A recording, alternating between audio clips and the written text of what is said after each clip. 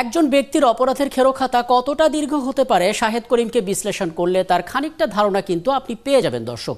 শুরুতে জানা গিয়েছিল করোনা পরীক্ষায় জালিয়াতি করেছেন তিনি, পরে জানা গেল চিকিৎসা ব্যবস্থায় তার আছে অজস্র অনিয়ম, নাম ভাঙিয়ে ফায়দা নিয়েছেন ক্ষমতাসীন দলের।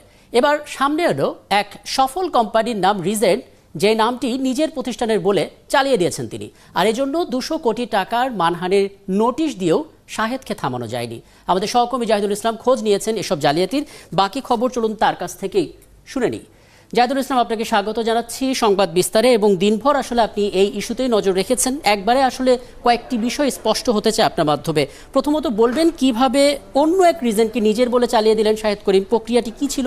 একই সঙ্গে বলবেন কেমন করে, কবে থেকে জালিয়াতি তিনি শুরু করেছেন, এবং সোশ্যাল মিডিয়ায় যখন খবরটি ছড়ালো তখন আসলে কোনো শক্ত ব্যবস্থা নেওয়া যায়নি কেন? আসলে যে মূল যে রিজেন্ট গ্রুপ রয়েছে গোলাম আকবর খন্দকার সাহেবের, যে চট্টগ্রাম কেন্দ্রিক ব্যবসা প্রতিষ্ঠান, তিনি বা তার প্রতিষ্ঠানের পক্ষ থেকে যেমনটি বলা হয়েছে যে তাদের একটি হাউজিং কোম্পানি ছিল Regent design and housing limited নামে। তাদের একটি প্রকল্প ছিল কক্সবাজারের ইনানীতে, সেখানে তাদের একটি প্রকল্প ছিল। সেই প্রকল্পের সামনে 2015 সালে যে বর্তমানে যেই তথাকথিত যে রিজেন্ট গ্রুপের চেয়ারম্যান শাহেদ করিম, তিনি সেখানে গিয়েছিলেন এবং সেখানে যে মূল যে রিজেন্ট গ্রুপটি রয়েছে তাদের যে সাইনবোর্ডটি রয়েছে সেটির সামনে তিনি দাঁড়িয়ে একটি ছবি তুলেছিলেন এবং ছবি তুলে সেখানে বলেছিলেন যে প্রজেক্ট ভিজিটিং, এবং সেটি তিনি তার ফেসবুক প্রোফাইলে আপলোড করেছিলেন। এবং সেটি যে মূল রিজেন্ট গ্রুপ আছে তাদের চোখে যখন ধরা পড়ে যে ভুয়া একটি লোক তাদের মূল যে ব্যবসা প্রতিষ্ঠান আছে সেটির সামনে দাঁড়িয়ে ছবি তুলেছে, তখনই তারা সেটি স্বরাষ্ট্র মন্ত্রণালয়ের দৃষ্টিগোচর করেন এবং সেখানে তারা প্রায় 200 কোটি টাকার মানহানির একটি লিগেল নোটিশও দেওয়ার জন্য শাহেদকে চিঠি দিয়েছিলেন। এবং সেই চিঠির পরে শাহেদ আসলে কোনো জবাব দেননি। জবাব না দেওয়ার কারণে স্বরাষ্ট্র মন্ত্রণালয় সেটি তদারকির জন্য 2016 সালে পুলিশ সদর দপ্তরে একটি চিঠি দিয়েছিল জিনিসটি ক্ষতি দেখার জন্য, কিন্তু অজ্ঞাত কারণে পুলিশ সদর দপ্তর থেকে সেটি কোনো তদন্ত করা হয়নি এবং শাহেদকে সেই বিষয়ে কোনো অবগত করা হয়নি।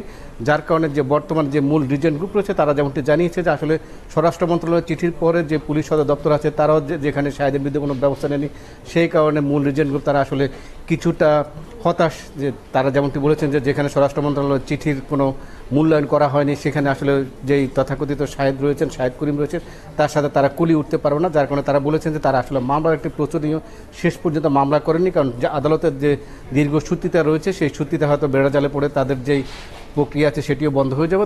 যার কারণে তারা শাহেদের বিরুদ্ধে মামলা দায়ের করেনি। আর 2015 সালে সেটি যখন দৃষ্টিগোচর হয়েছে এরপরে আসলে শাহেদকে তারা বলেছিলেন যে সেটি কীভাবে মীমাংসা করা যায়, কিন্তু শাহেদ তো সেটি করেনি, বরঞ্চ তাদের বিভিন্ন কোম্পানির নাম ব্যবহার করে শাহেদ প্রতারণা করেছে এবং এই বিষয়ে তারা রিহেবকেও জানিয়েছিল। তো রিহেব যেমনটি আমাকে জানিয়েছে আবাসন কোম্পানির, আমি রিহাবের প্রসঙ্গে আসবো, তার আগে ওই আসল রিজেন্ট গ্রুপের কথাটি একটু স্পষ্ট হতে চাই।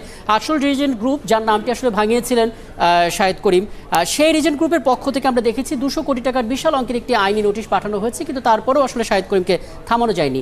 কেন জানি আসলে শাহেদ করিমের শক্তির জায়গাটা আসলে কি ছিল?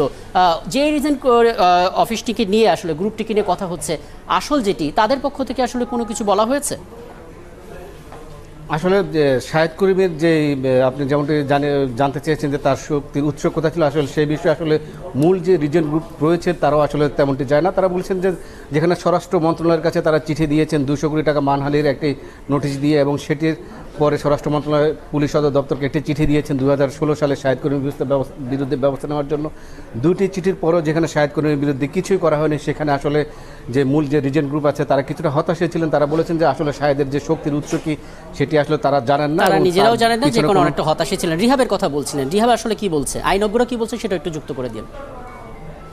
রিহেব যেমনটি বলেছে যে তাদের যে সংগঠন রয়েছে আবাসন কোম্পানি সংগঠন রিহেব, তারা বলেছে তাদের এখানে যে গোলাম আকবর খন্দকারের যে কোম্পানি রয়েছে সেই কোম্পানিতে তারা নিবন্ধন দিয়েছেন এবং সেই নিবন্ধনের নাম্বার হলো 1569। এর বাইরে রিজেন্ট হোল্ডিং বা রিজেন্ট ডিজাইন অ্যান্ড সোর্স নামে কোনো কোম্পানিকে তারা নিবন্ধন দেননি। এবং তারা যেমনটি বলেছেন যে তাদের যে প্রতি সংগঠনের যে সদস্য আছে সদস্যের বিরুদ্ধে যদি কোনো অনিয়ম বা কোনো গ্রাহকের সাথে কোনো প্রতারণা বা কোনো সমস্যা যদি হয় সেটা তারা মীমাংসা করে দেন। কিন্তু যেহেতু শাহেদ করিমের যে রিজেন্ট সেটি তাদের রিহেবের কোনো সদস্য না, যার কারণে রিহেবের আসলে সেই বিষয়ে করার কিছু নেই। তবে তারা যেমনটি বলেছেন যে মূল যে রিজেন্ট রয়েছে তাদের যদি কোনো সমস্যা হয় তাহলে রিহেব সেটি দেখবেন এবং মূল রিজেন্ট যে আকবর গোলাম আকবর খন্দকারের যদি কোনো সমস্যা হয় সেটিও তারা দেখবেন এবং গ্রাহকের সাথে যদি কোনো সমস্যা হয় সেটি তারা মীমাংসা করে দেবেন। তবে শাহেদ করিমের যে রিজেন্ট রয়েছে সেই বিষয়ে তাদের কোনো মাথা ব্যথা নেই এবং তারা বলেছেন যে এই বিষয়ে সরকার যদি কোনো আইনি পদক্ষেপ নেয় সেটি তারা সমর্থন করেন। আর আইনজ্ঞরা যেমনটি বলছেন যে একই নামে দুই কোম্পানি, আসলে জয়েন্ট স্টক কোম্পানি থেকে একটি কোম্পানির যেহেতু নিবন্ধন দেওয়া হয়েছে, তবে স্থানীয় সরকার মন্ত্রণালয় অথবা সিটি কর্পোরেশন থেকে শাহেদ করিমের যদি কোনো রিজেন্ট নিবন্ধন নিয়েও থাকে সেটি আসলে অসল উদ্দেশ্যই নেওয়া, যেহেতু আগে একটি রিজেন্ট রয়েছে এবং এখানে আসলে তদন্তের একটি বিষয় তো থাকবেই জাহিদ, এবং আমি নিশ্চিত আপনি এদিকেই নজর রাখবেন। আপনার মাধ্যমে যে প্রতিবেদনটি আমরা পাবো একটু পরে সেটি দেখবো। এবং ধন্যবাদ আমাদেরকে সময় দেওয়ার জন্য। সহকর্মী জাহিদুল ইসলাম আমাদের সঙ্গে যুক্ত হয়েছিলেন এবং শাহেদ করিমের আরও একটি প্রতারণার যে বিষয়টি সামনে এসেছে সেটি নিয়ে মূলত তিনি কথা বলছিলেন।